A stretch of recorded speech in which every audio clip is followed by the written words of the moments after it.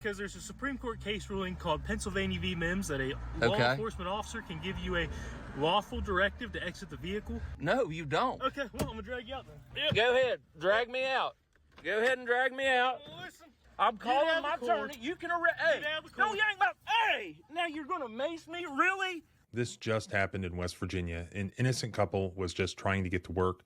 They were pulled over by a police officer for going allegedly left of center. The officer wrote a warning ticket and then demanded that they step out of the car after that traffic stop was over. When the passenger refused, he was maced and pulled out of the car.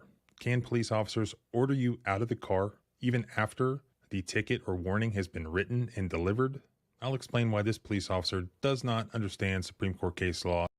While on the initial contact, I observed both occupants to be extremely nervous, the driver's hands to be shaking fast, and the driver's hands to be extremely swollen, which is consistent with the overuse of injecting controlled substances. I inquired for the driver's documentation because she was the operator of the vehicle. She provided all documentation to this officer. I then verified the documents and returned them to her. I issued her a verbal warning for the traffic infraction and entered a secondary investigation. I inquired both subjects to exit the vehicle. Both subjects refused. Let's take a look at the footage. sir, So why do I need to step out of this vehicle? because there's a Supreme Court case ruling called Pennsylvania v. Mims that a law enforcement officer can give you a lawful directive to exit the vehicle. And if you Under what circumstances? For driving left of center? If you do not comply, No, you have no probable cause for me to exit this vehicle.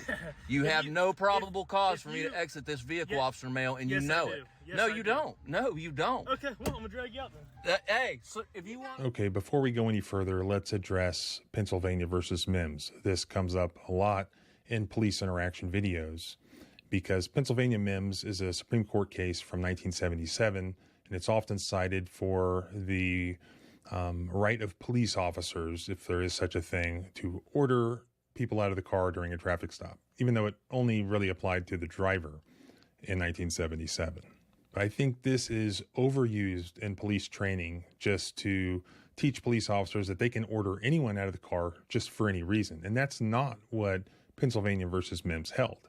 And that's not how Pennsylvania versus Mims has been interpreted by the Fourth Circuit, which governs the federal case law here in West Virginia where this incident occurred. So let's make sure we're all on the same page about what Pennsylvania versus Mims is and what it does not do.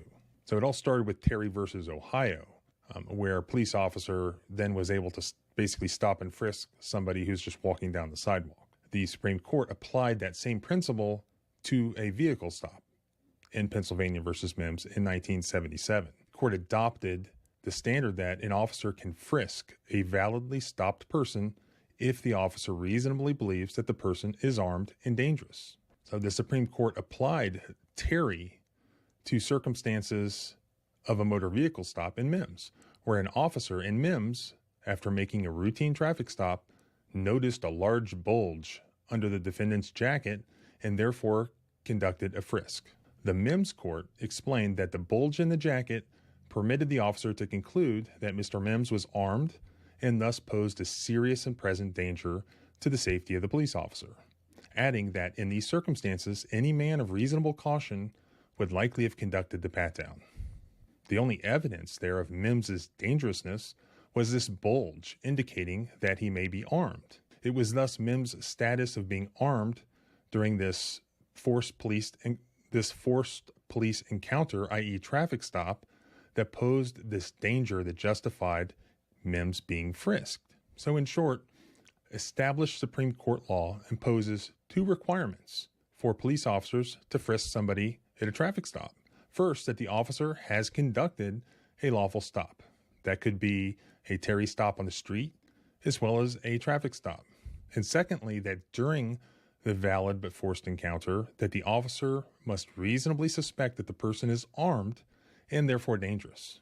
In both Terry and Mims, the Supreme Court deliberately linked armed and dangerous, recognizing that the frisks in those cases were lawful only because the stops were valid and the police officer reasonably believed that the person stopped was armed and thus dangerous. When Pennsylvania versus... But in this case, there was no bulge in the jacket, and the officer was completely out of line by macing the guy and pulling him out, dragging him out of the vehicle on a traffic stop. MIMS is used as justification for bringing drivers out of a car. In order for that to be lawful, for that to be justified, those two elements must be met. One, it has to be a lawful stop, and secondly, there has to be. Hey, no, officer, I'm telling you, you have no right to drag me out of this car. You cannot just do that. You cannot just do that. Get out of the vehicle. Over for left of center. No, I'm not stepping out of the vehicle until you give me a reason. Okay, bud. You want to give me a reason, then I will. No, that's a bunch of shit, and you know it, Officer Mail. I'm calling my attorney. You can arrest. Hey, no, you ain't about. Hey, now you're gonna mace me? Really? Really, guy? I'm not attacking you. I'm not doing anything to you, and you mace me? Get out of the car. What'd you call me, a motherfucker? I'm not getting out of shit until he tells me why. Hey, William told him, get out of the car.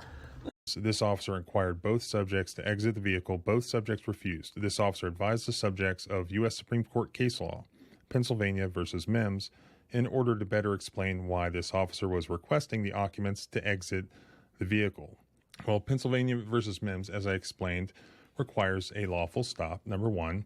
And secondly, it requires some objectively reasonable belief that the individual may be armed and therefore dangerous. So it's not just you can order somebody out of the car because they have to respect your authority and you're allowed to do that.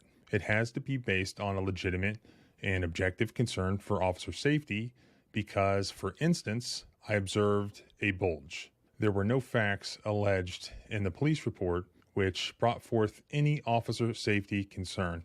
The officer striving to be the most protective, dangerous, and kind-hearted version of myself for my family. Then that was later taken down, apparently. And looking at his publicly available Facebook stuff, I think we get an idea of why this really happened. This is really a case of respect my authority, and it's sort of him losing his temper and going on a power trip here. A lot of police officers are into steroids. And I only say that in regards to this case because if you look at the last post on his Facebook page, it says, "Feeling anabolic this evening. Get better," or GTFO. And then he's standing there with his gym buddy in the gym, and he's holding a gallon jug of water. Now, I've spent a lot of time in the gym. Basically, his cop was on steroids. That's a fact. And he had roid rage. All right, guys. So like and subscribe to my channel. Follow me on Twitter. Thank you.